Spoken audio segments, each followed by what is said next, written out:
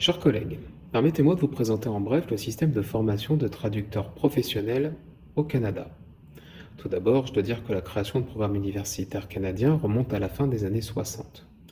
C'est l'Université de Montréal qui a ouvert le premier programme complet. Très rapidement, d'autres universités ont suivi leurs traces. Cette brusque multiplication des programmes répondait à une demande issue de facteurs principalement socio-politico-linguistiques. En 1969, le Parlement canadien a adopté la loi qui institua un bilinguisme officiel en accordant des droits égaux à l'anglais et au français. Quelques années plus tard, en 1982, on a inscrit ce principe dans la Constitution.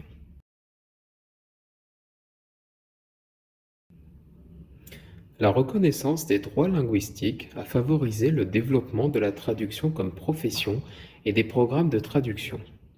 Pendant longtemps, et encore maintenant, dans certaines universités, les seules combinaisons offertes par les programmes sont anglais-français, français-anglais. L'introduction d'une troisième langue dans les programmes, généralement l'espagnol, est un phénomène récent lié à la ratification de traités de libre-échange avec certains pays d'Amérique latine.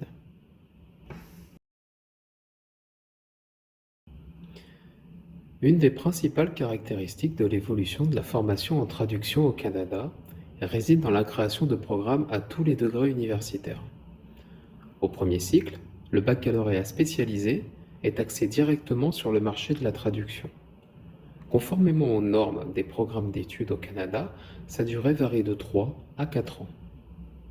Au deuxième cycle, divers programmes se sont développés dans un certain nombre d'universités. Leur contenu, leur durée, leur orientation varient grandement. La spécialisation en localisation, en terminologie, dans un domaine particulier du savoir, par exemple en traduction juridique ou encore dans une troisième langue, fait généralement partie des programmes de deuxième cycle. C'est au deuxième cycle, aussi, que se situe la formation de l'interprétation de conférences.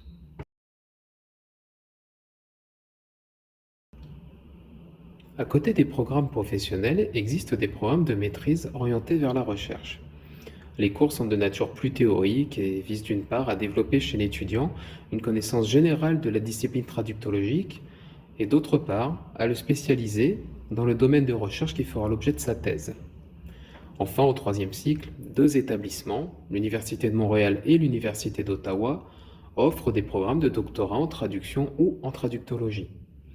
En conclusion, je dirais que le système canadien de formation des traducteurs est assez dynamique et ouvert au changement, mais ne néglige toutefois pas son profond attachement à la formation fondamentale.